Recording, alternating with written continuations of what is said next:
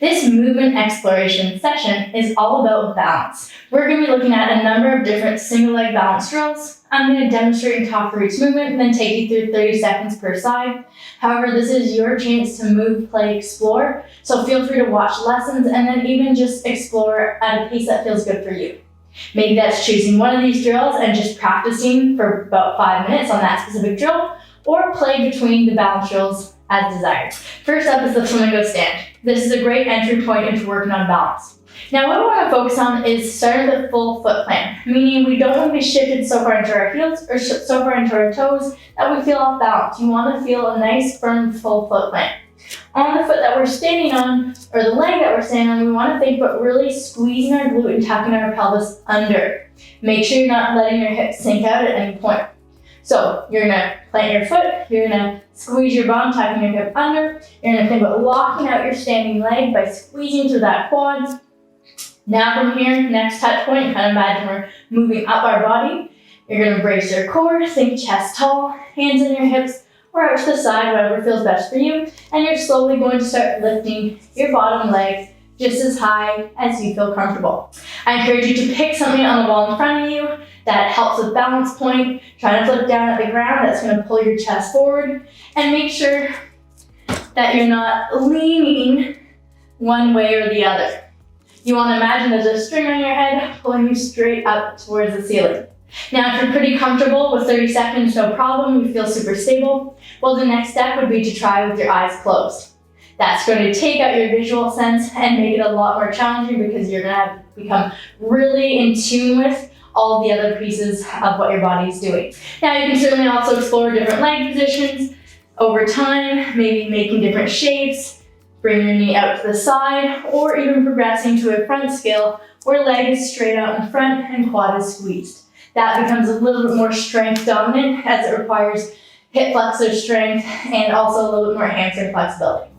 Movement number 2 is the back scale. You're going to get set up in the same way, starting from the foot plant nice and firm, quad squeeze, but this time you're going to get your opposite foot set up behind you. Now, even in this position, my back leg is already pretty tight. So I'm pointing my toe, tucking my toe under. We want to make sure that our hips are staying parallel. So what that means is we want to make sure that your back foot's not rotating outward. If anything, almost imagine pulling that toe inward a little bit to help keep those hips nice and neutral. So from here, arms out to the side. If you're a little bit more advanced, arms up at shoulder level. Or if you feel more comfortable, hand on your hips or even holding something for support for now, that's fine. I'm going to think about keeping my core braced. I'm imagining pulling my ribs down. From head to my back toe, we want to be in one straight line as soon as we start hinging. So from here, I'm going to start thinking, as my chest drops, my head comes with me, my spine is nice and straight, and the more my chest drops, the more my back leg lifts. So we're lowering ideally until horizontal.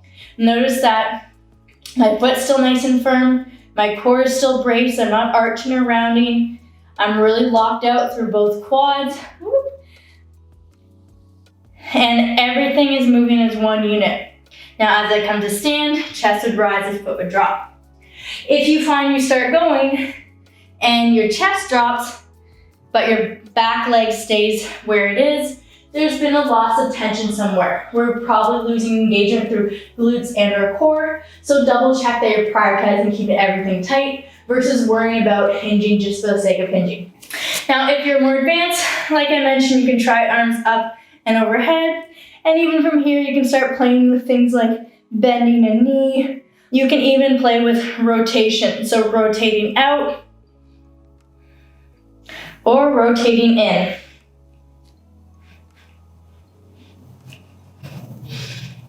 The last movement variation, or 2 movement variations, are going to be progressing from a front scale to a back scale. Now, if you're simply moving front scale to back scale, you're going to get set up like you did earlier on. You're going to extend your front leg straight, hold for a moment or 2. Then you can bring your foot straight down, flex that foot if you need to, and then shift directly into your back scale. Once you've held for a few seconds, you can come back through center and continue on like that. If you don't want to have to flex that foot, you can always stand on a block or something with slight elevation.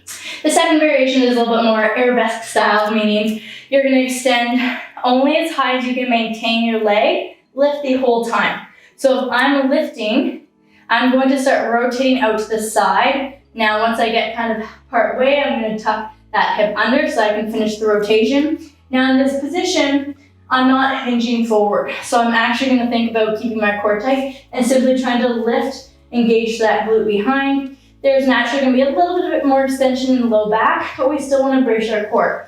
From here, we're going to bring that foot all the way back around. So your goal is to maintain the height of the foot from front to back. And you can even play with putting a box or something in front of you that makes you have to maintain a certain height. So those are your balance drills. Feel free to just put on a clock for 5 or 10 minutes and practice each of them in whatever capacity makes sense for you. Otherwise, I'm going to take you through 30 seconds of each per side. So if you want to follow along, feel free to do so. Starting with standing on our left leg for flamingo.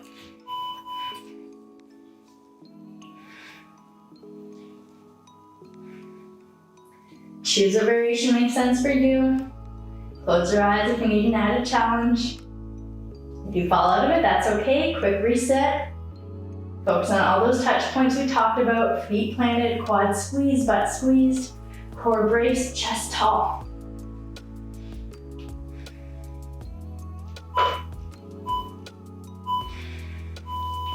Good, let's switch side. Opposite side flamingo, foot planted.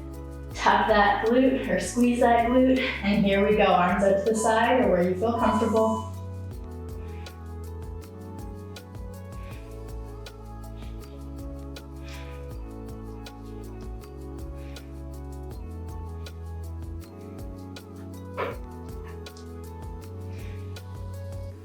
Make sure you're breathing. Keep squeezing that standing quad and glute.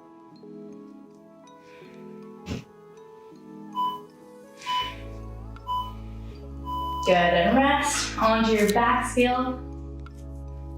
Starting standing on your left leg. Toes and heels planted.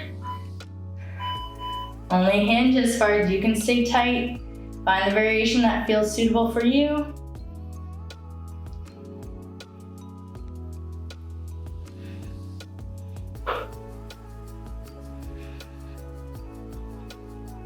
Squeeze both quads and glutes. Extend your back leg to pointed toe. Make sure spine is as straight as you can get it. Good, come to stand, switch sides, other leg back scale. Foot planted, core tight, chest tall. Take your time.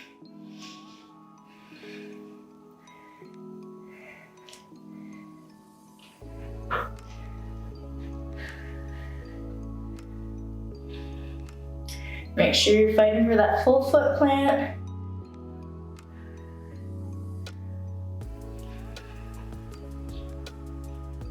Breathe. Good, and rest. And lastly, stand on your left side, front to scale to back scale or arabesque combo of choice.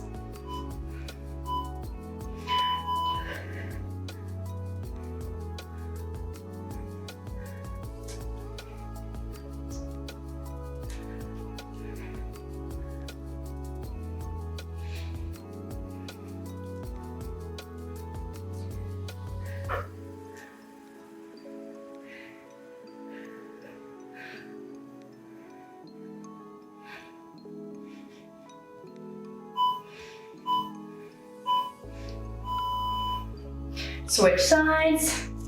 Stick with the same variation ideally, arabesque or front to back scale.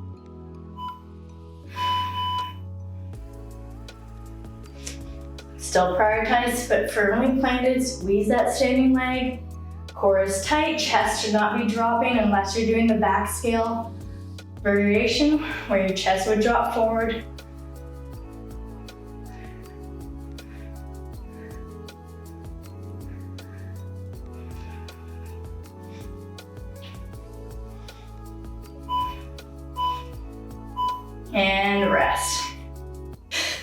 our balance day, of course, come back to the session anytime and make sure that balance work and your single leg stability work is a regular part of your routine. You can throw this in on a training day, you can add it in even throughout your day as an office break, even while you're in the kitchen doing some cooking. Staying on one leg, doing that stability work is going to transfer into supporting you in day-to-day life, walking, slips and falls, your sports and activities. It just adds to some of the stability and confidence you have in your body. And single leg movement is part of our daily life. So the more you can support your body or set your body up for success, the better.